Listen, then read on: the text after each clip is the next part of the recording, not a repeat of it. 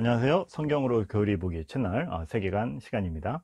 예전에 그런 경험이 있습니다. 말만 하면 이름만 대면 누구나 알 법한 큰 번화가를 지나가던 중이었습니다. 운전을 해서 가는데 차가 막혀도 너무 막히는 겁니다. 왜 그러지? 사거리에 도착하고 보니까 그 사거리 한 복판에 차도에 아저씨 한 분이 나아가서 피켓을 들고 전도를 하고 있는 겁니다. 예수천당 불신지요. 아, 사람이 가로막고 있으니까 차가 못 지나갔던 것이고, 또 그 아저씨를 끌어내는 과정에서 실랑이를 벌이고 하면서 차가 막혔던 것이죠. 사람들은 분노했습니다.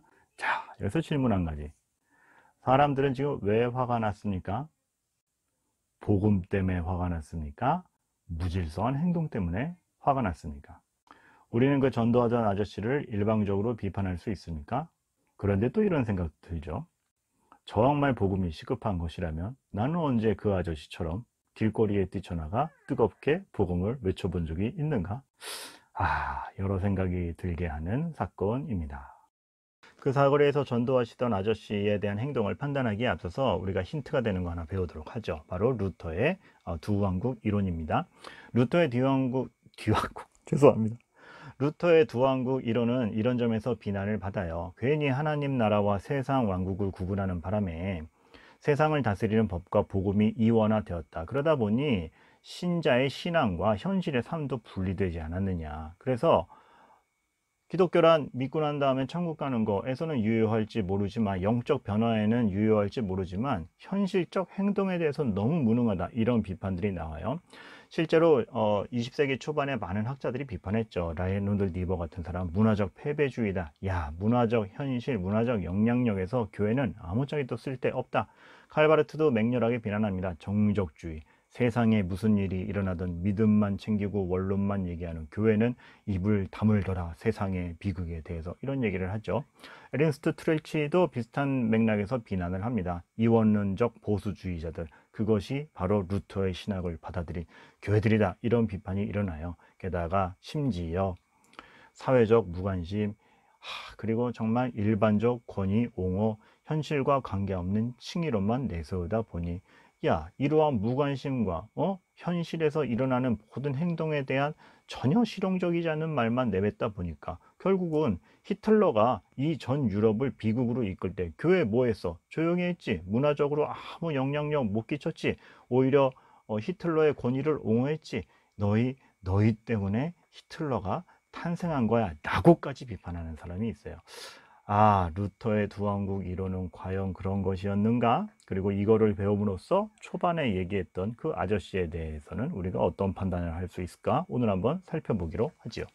지난 시간에 우리 영역주권에 대해서 살펴보았었죠. 그래서 영역주권에 대해서 더 이어지는 강의가 있나? 아닙니다. 저도 좀 공부하고 생각할 시간이 필요해서 더 이어지지 않고, 영역주권에 대해서는 정말 그 분야의 고수인 이상원 교수님이나 여러분들께서 아주 좋은 영상과 글들을 내놓고 있으니까 그것을 참고하시면 좋을 것 같고, 저는 오히려 그 아브라함 카이퍼보다 조금 더 앞시대로 가서 종교개혁자들은 어떤 그 세상과 교회의 관계에 대해서 어떻게 얘기했나고 살펴보려고 해요.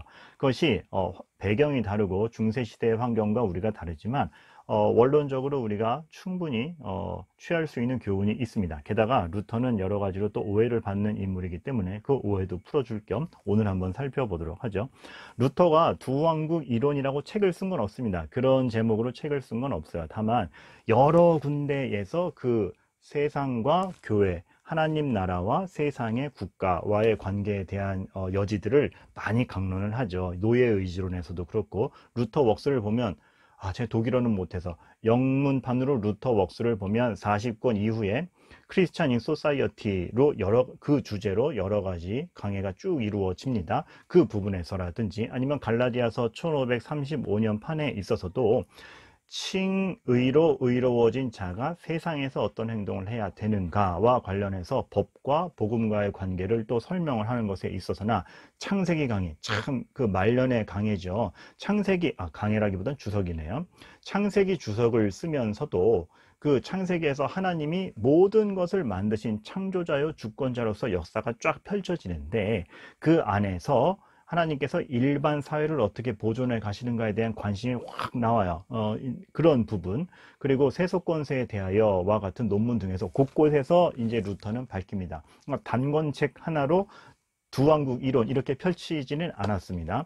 그런데 이렇게 산재해서 여러 가지 얘기를 하다 보니까 그것을 모아서 분석하고 읽는 것이 굉장히 어려워요. 그래서 오해도 많이 받는데 오늘 루터가 진짜 이야기했던 것이 무엇인지를 좀 살펴보도록 하겠습니다. 그리고 제가 방금 나열해드린 여러 책과 논문 제목들 읽으실 수 있으면 그것을 읽으면은 루터의 생각을 찾아보기가 굉장히 수월하리라 생각이 됩니다. 그러면 그걸 소개하는 저는 방금 나열한 그러한 루터의 책들을 다 읽었는가? 자, 본론으로 바로 들어가도록 하죠. 네. 루터는 영적 정부로서의 하나님 나라와 세속 정부로서의 세상 나라를 구분해서 이야기합니다. 이렇게 딱 구도만 보면 루터는 교회와 세상을, 하나님과 세상을 이렇게 엄격히 구분했구나 라고 생각이 들죠. 근데 그렇지 않습니다. 루터가 말한 구도는 구분이 아니라 이것이죠. 하나님이 다스리시는 두 가지 통치 방식에 대해서 얘기한 것입니다. 그래서 구원에 대해서는 영적 정부로서 교회를 구원의 기관으로 두어서 독보적으로 두는 것이고, 믿지 않는 이들과 일반 사회의 보존을 위해서는 악이 팽배하는 가운데 그 악을 억제하며 공동 토대의 보존을 위해서 세속 정부라는 통치 방식을 사용하시는 것이죠. 그러니 이 두 개는 구분되어 있는 것이 아니라 결국 다 하나님의 다스림 가운데 있는 두 종류의 통치 방식으로 이해하는 것이 좋습니다. 그런데 왜 사람들은 루터를 이원화시킨 인물이라는 비판을 할까요? 왜냐하면 루터가 큰 틀의 시야에서는 분명히 이원화된 부분을 얘기하기 때문에 그렇습니다. 어떤 차원에서 영적 정부인 구원의 기간에도 이단과 거짓 교리가 들어가서 교회를 망칠 수 있지요. 이러한 사탄의 행위들이 들어가 있지요. 그리고 하나님의 통치 방식으로 운영된다 하더라도 타락한 인간이 공동 토대를 보존하게 냅두지 않습니다. 폭동이 있고 범죄가 있고 사회 질서를 어지럽히는 부분들이 있습니다.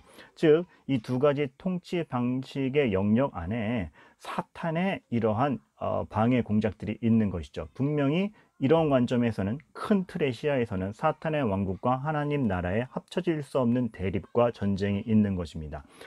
같은 단어를 두고 이 거국적 시야에 대한 것도 루터가 분명히 딱 잘라 얘기를 하다 보니 이것을 두 가지 통치 방식과 이해하지 못한 관점에서는 이원화로 보게 되었던 것입니다. 그러나 루터는 거국적 시야에서는 이 둘의 대립과 이원화를 분명히 얘기했지만 궁극적으로 얘기하고자 했던 것은 하나님의 다스림 가운데 두 가지 통치 방식이었다는 것. 이 구별점을 우리가 놓치면 안 되겠습니다. 그래서 이러한 두 가지 통치 방식을 통해서 하나님이 하시는 것은 무엇이냐? 믿는 자, 믿지 않는 모든 자의 공동 토대의 보전, 악인에게도 비를 내리시는 하나님에 대해서 얘기를 했던 것이죠. 그래서 그 전체가 확보가 돼야 그 안에서의 교회의 보존이 일어납니다. 카이퍼가 얘기했듯 노아 언약을 통해서 일반 자연 만물의 모든 일반 역사가 보존되어야 그 안에서 하나님의 자녀들이 생존할 수 있다는 이론과 굉장히 유사하죠. 그러면 교회의 성도의 존재는 무엇인가? 그런데 거기서 성도와 교회의 존재는 역시나 독보적이죠. 왜? 구원을 위한 유일무이한 기관이기 때문에.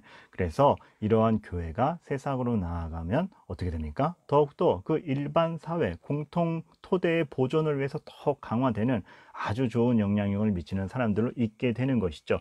이렇게 둘 사이의 관계는 하나님의 통치 안에서 면밀히 연계되어 있습니다.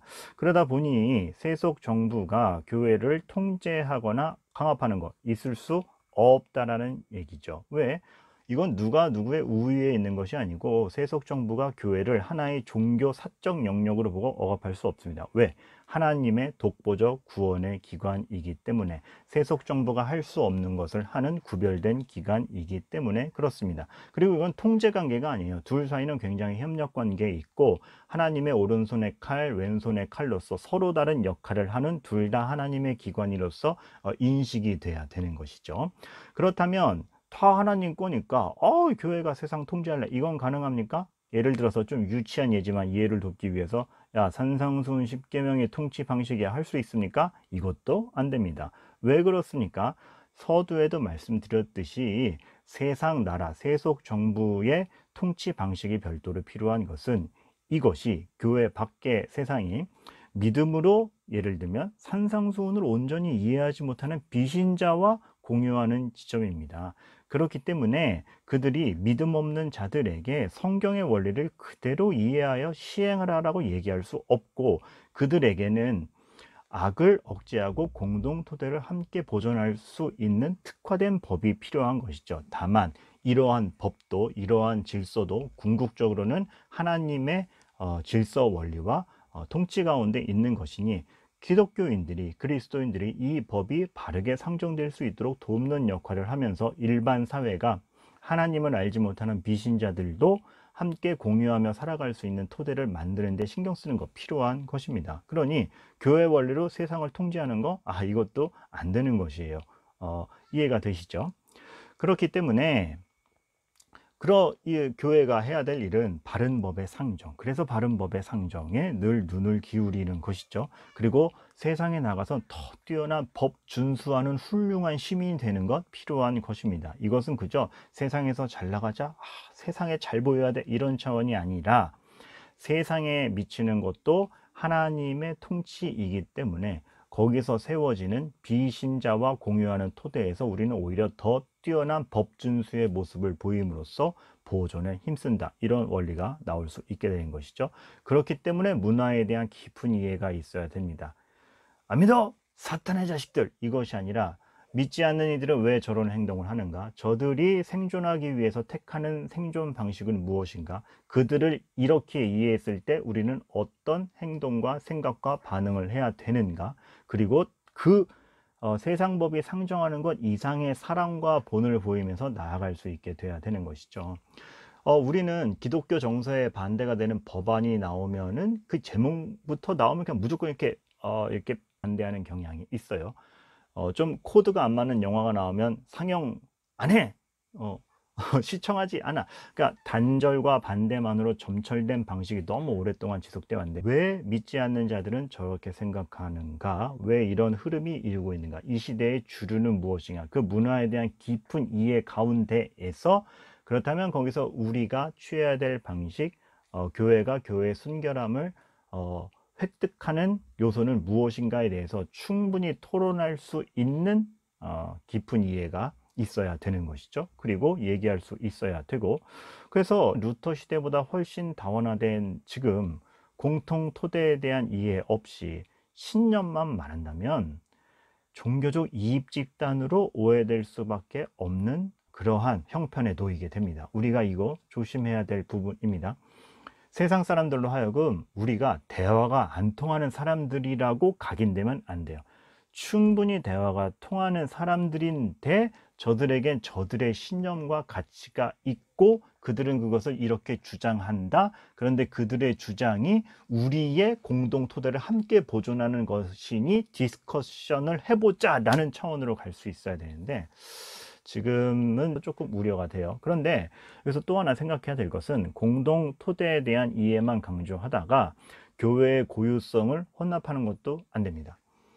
교회가 가져야 되는 정말 포기할 수 없는 진리 파수에 대해서까지 양보하거나 혼납하거나 공동 토대에 대한 확보만을 너무 중시하다가 우리가 지켜야 될 것까지 놓쳐버린 거, 이거 안 되는 것이죠. 그렇기 때문에 우리는 정말 뱀같이 지혜롭고 비둘기같이 순결하다는 게 얼마나 어려운 것인지, 우리 구원에 대한 교리와 믿음에 대한 명확성을 아는 동시에 우리가 살아가는 세상 전반에 대한 이해와 그 정서에 대해서도 얼마나 깊은 이해가 있어야 되는지 어렵습니다. 근데 그것을 해내야 되는 것이죠. 그래서 초반으로 가봅시다. 우리 문화적 패배주의입니까? 아니, 우리가 아니고 루터는 문화적 패배주의입니까? 아니에요. 루터가 얘기했던 것은 하나님의 주권이 가득한 문화 한가운데 선도자가 될 수 있다를 얘기했던 것이고, 그 문화의 선도자가 될 수 있다라는 출발점이 칭의인 것이고, 칭의된 변화된 인간이 하나님의 세상을 이해하고 분석할 수 있는 눈을 가지고 세상에 참여할 때 비신자들과 함께하는 공통 토대도 확보하면서 그들에게 더 본이 되는 존재가 된다.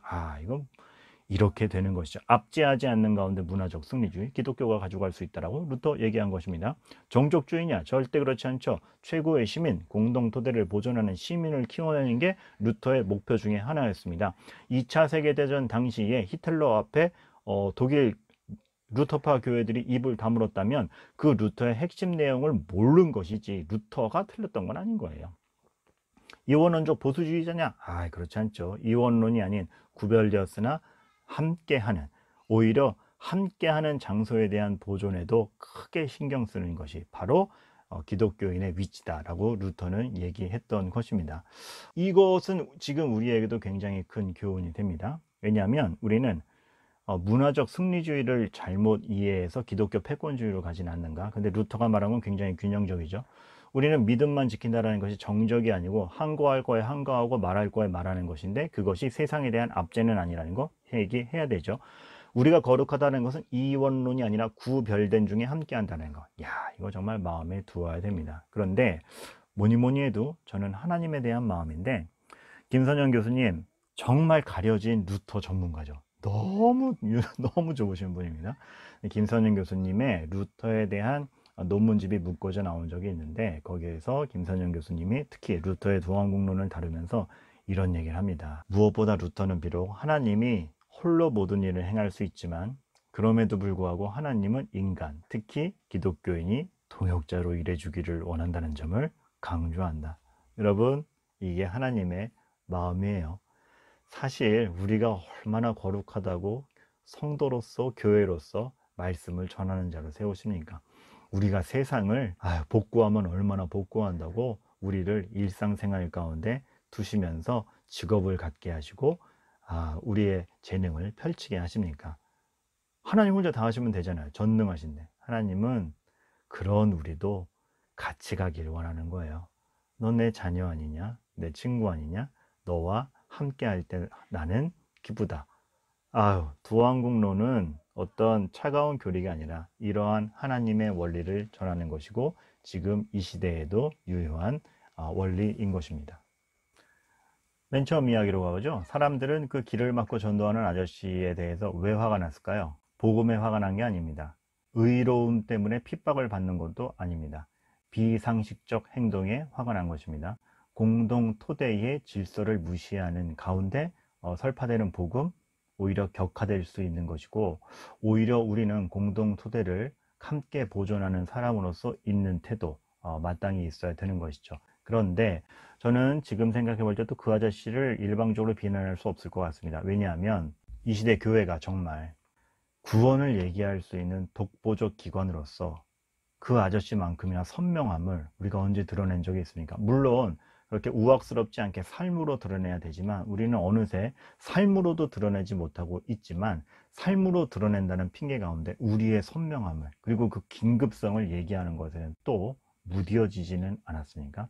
저는 그 아저씨를 통해서 우리가 실수하는 점과 그러나 우리가 놓친 것 둘 다 발견하게 됩니다. 일방적으로 비난할 수도 없고 찬성할 수도 없습니다. 다만 우리를 돌아보게 되는 것이죠. 우리가 세계관 공부를 통해서 그러한 지점들을 더욱더 알아가게 되기를 바라는 것입니다. 작게라도 한 문장이라도 도움이 되기를 바라면서 다음 시간에 또 뵙도록 하겠습니다. 감사합니다.